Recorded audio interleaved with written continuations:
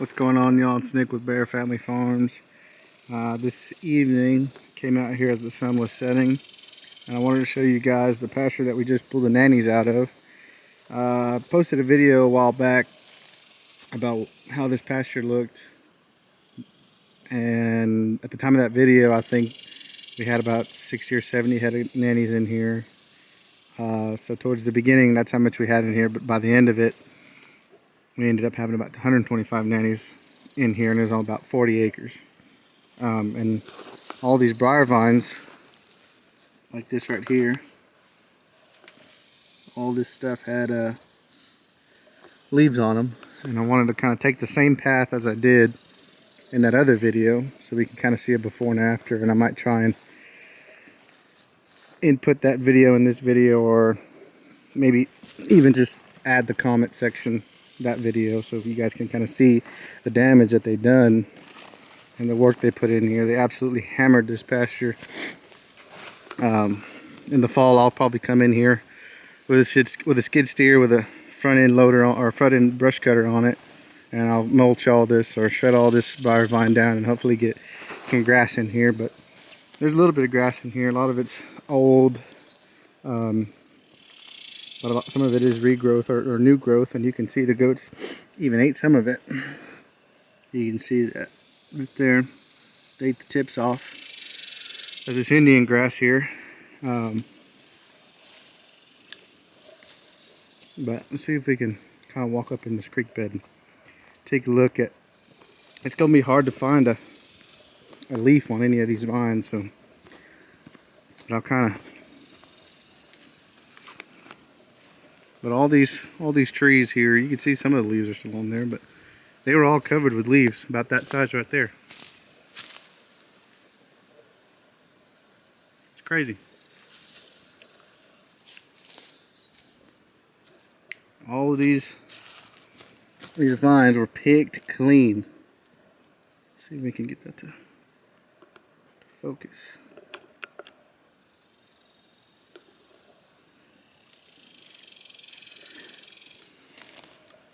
All these young trees, all the leaves on them have been picked off. Some of this grass has been eaten. But like I was saying, we had started off with about 60 or 70, and I did a walkthrough here and I realized that wasn't going to be enough of animals head-wise to cover this area effectively and utilize the forage before it was time to move on to a new pasture, and actually clear this place out. I wouldn't say this place is 100% cleared out as far as what the goats could get to, because there's a lot of grass back left in here, but I've taken down the fence, the electric fence, and the cattle are going to have the opportunity to come in here and eat this grass now. So that's going to be good. The goats ate all the briars, all the stuff that I wanted them to eat, and this goes back to what I was saying earlier on one of my previous videos, is walking through your pastures, looking at what's available, what's not available, and if you have multi-species livestock that you run, then you can get them out and get something else in there that, you know, actually eats that grass. And the goats will eat the grass too, but it's one of the last things they want. They want this brush. That's why people call these Spanish goats brush goats. But we're going to continue on walking in here and kind of just showing. I hope it comes out good, because like I said, the sun's setting. So, but yeah, you can see there's still a lot of green grass in there. A lot of grass available for the cows, and in the fall we will run the goats back in here and let them eat all these acorns. I kind of got off track there, but like I was saying, we started off with 60, 70 head in here. Realized that, hey, they're not getting after it. I had a schedule on when I wanted to move them to the next pasture, so I added a little bit more. I actually almost doubled what I had in here. And they ended up getting it cleared by around the beginning of July, which is when I was planning on moving them to the next pasture. I mean, you guys have already seen that video. But yeah, it's just crazy. All these briar vines had leaves on them, and like I said, it's this thick throughout this whole pasture. That creek bed we walked through, probably one of the most open spots in this whole pasture. A couple game trails and stuff that the goats used and widened them up.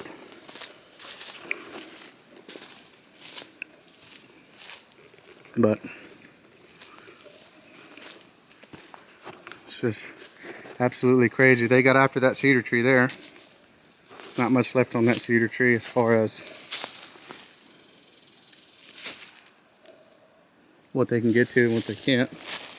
But it's very interesting to, you know, put them in here and come in periodically and see what they're going for first, what they're going for next as time goes on, and as their favorite food sources as far as browse start to get eaten, what they go to next and what they go to next and what they go to next.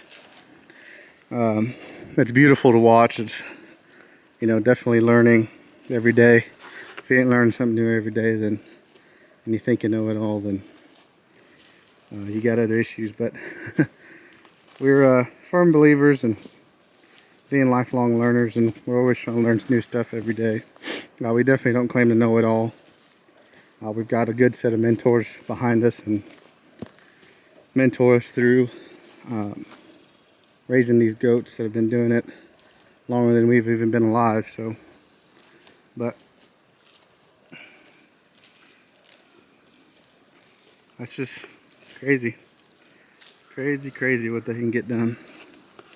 We'll walk over here to the tank and take a look at that. By the time we get the goats back in here in the fall or winter months, the cows will have opportunity to get in here. Like I said earlier, they'll come in here and eat some of this grass if they want to. But anything that's left back will be, you know, that food source for the goats coming in, and hopefully we can leave them in this pasture to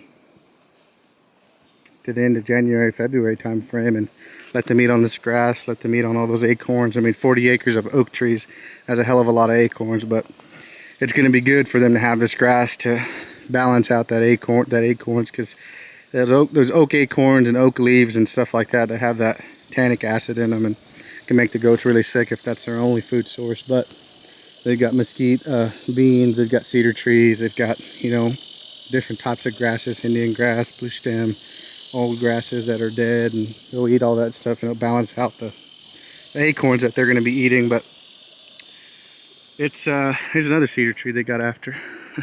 This is right by the tank, so you can see, you know, this bottom half had, you know, all them cedar leaves, or I don't even know what you call those, but they had the green that grows on the cedar, and then pretty much about nipple high what they can stand up on their hind legs and get to, they got to. So there's plenty of those in here. You know, every now and then you see a cedar tree, so it's going to be another food source for them in the fall. We plan on doing a lot of work this fall as far as getting more pastures cleared, as far as lanes to put up our netting. But at the moment we've got probably about 5 or 6 set up that we kind of rotate through, so we're hoping to double that number this fall and have even more pastures to rotate through. But tanks here in Texas are definitely starting to dry up. This tank was up here. Actually, it was all the way up here about 2 months ago. It's really starting to go down. But you can see the cows in the distance over there.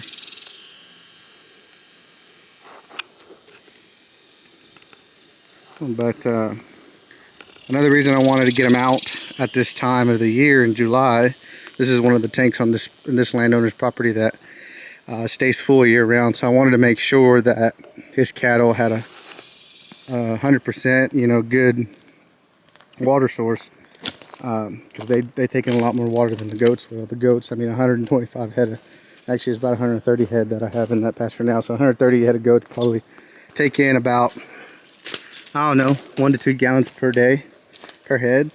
So let's just say that's 200 gallons a day, and you got 4 or 5 guard dogs in there taking in another 2 gallons.